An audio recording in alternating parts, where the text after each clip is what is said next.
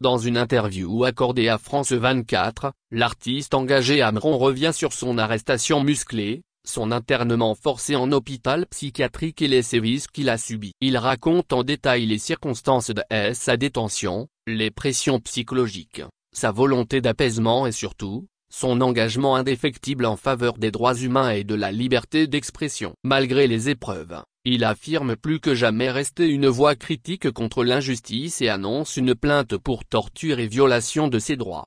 France 24, bonjour Amron. Comment allez-vous depuis votre libération? Amron, je vais de mieux en mieux, dans le meilleur des mondes. Est-ce que vous avez été surpris par l'ampleur de la mobilisation citoyenne? Est-ce que vous attendiez à une telle mobilisation? Pour être honnête, je m'étais lancé dans cette opération en mode kamikaze. J'ai voulu m'offrir en sacrifice pour créer un électrochoc, un déclic pour libérer la parole. Mais dire que je ne m'attendais pas à l'ampleur que cela a pris, ce serait mentir. Je suis très honoré et content que les gens aient pu prendre sur eux de faire comme moi. Il est vraiment important que les choses bougent dans notre pays. Amron, racontez-nous comment s'est passée votre arrestation le 26 mai dernier. Je me souviens encore comme si c'était hier. Le 26 mai, dans la nuit, aux alentours de 21 h, j'ai été alerté par ma femme qu'un groupe de militaires ou de personnes armées était rentré chez nous à la maison. Je lui ai demandé de ne pas s'inquiéter, qu'ils étaient venus pour moi. J'avais déjà été alerté la veille par une tante qu'il y avait un groupe d'officiers zélés du village de mon père qui planifiait de me faire arrêter et de m'interner dans un asile de fous à cause de mes dénonciations. Donc,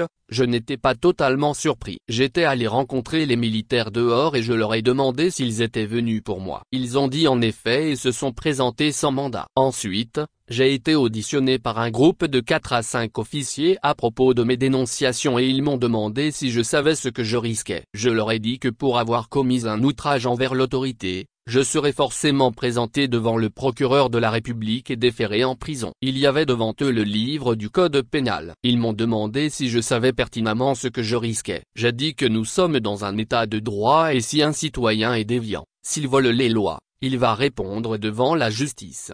J'ai précisé qu'en le faisant, j'espère qu'après mon interpellation, toutes les personnes qui sont mentionnées dans les différents rapports, qui détournent les fonds publics, qui commettent des crimes et qui bénéficient de l'impunité totale, devaient eux aussi être interpellés parce que mon interpellation prouvait que la justice fonctionnait encore dans le pays. Là où j'ai été surpris, c'est qu'au bout de 10 minutes, ils sont revenus en me demandant de les suivre. Je les ai suivis sans opposer de résistance. Ils m'ont fait monter dans une voiture et ils m'ont déplacé vers un autre endroit, toujours à l'intérieur du service central de recherche et d'investigation criminelle, SCRIC. Il y avait près de 5 à 7 hommes en civil. Je crois bien que ce sont des gendarmes ou une milice. Ils me demandent si je sais pourquoi ils m'ont amené ici. J'ai que je ne sais pas. Ils m'ont dit que j'ai insulté leur papa, le chef de l'État et qu'ils allaient me le faire payer cash et après, s'il le fallait, ils répondraient devant la loi. Ils ont demandé ensuite que je sois menotté par l'arrière. Ils m'ont fait asseoir sur le sol. Ils m'ont placé des pneus au niveau des pieds et le commandant qui m'avait auditionné auparavant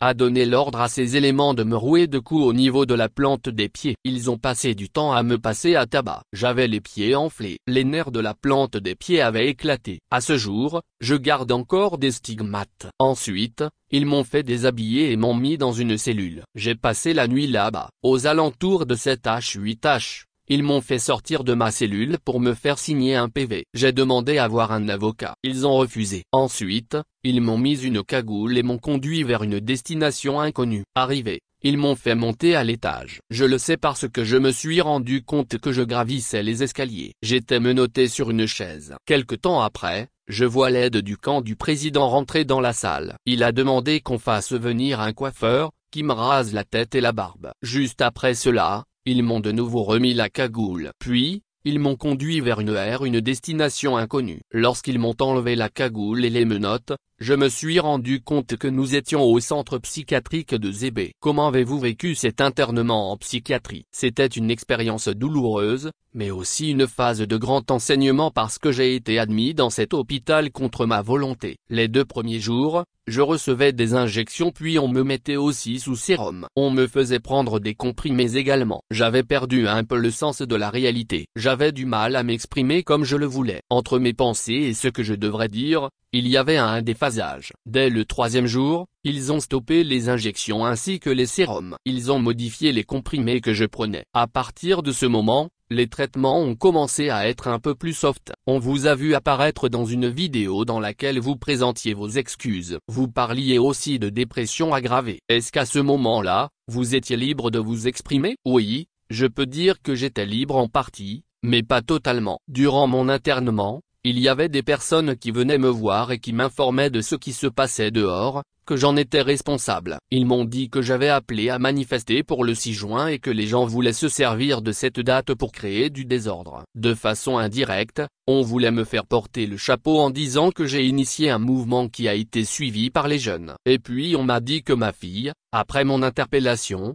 avait fait une vidéo où elle a insulté le chef de l'État et qu'elle risquait d'être gardée dans une brigade pour mineurs. Pour essayer de désamorcer la situation, j'ai proposé de faire une vidéo pour présenter mes excuses au président du conseil pour les insultes proférées par ma fille. Bien avant, j'ai demandé qu'on puisse me libérer et que je puisse rentrer chez moi, afin de mener des démarches nécessaires pour apaiser les tensions, pour qu'il n'y ait pas de violence, puisqu'on m'imputait la responsabilité. Mais ils ont refusé et ont insisté que je le fasse la vidéo dans ces conditions-là. Alors on le sait, vous êtes un artiste engagé, et après ce que vous avez vécu, est-ce que vous resterez une voix critique? Bien entendu, je resterai un artiste engagé pour la cause générale. Et aujourd'hui, plus que jamais, après mon interpellation, après les événements du 6 juin et ceux des 26, 27 et 28 juin, et les violations des droits humains, je ne peux et je ne saurais garder le silence. Cela serait une grande trahison. Il y a beaucoup de choses qu'on peut reprocher aux uns et aux autres. Nous pouvons faire tout pour que nos revendications restent dans une logique pacifique. Nous voulons tous travailler pour l'apaisement. C'est bien possible encore aujourd'hui, mais il faut que tout le monde se ressaisisse. On ne peut pas violer les droits humains, on ne peut pas empêcher les gens qui veulent manifester pacifiquement, exprimer leur mécontentement, et leur demander de se taire éternellement en opposant la violence. Vous nous avez parlé des mauvais traitements que vous avez subis. Est-ce que vous avez porté plainte? Oui. Dans un premier temps, après ma sortie, dans un souci d'apaisement, j'avais voulu ne plus remettre l'huile sur le feu ou me focaliser sur ma petite personne. Je me suis dit que le plus important était de réveiller le peuple plutôt que de perdre l'énergie à vouloir avoir satisfaction ou justice pour moi.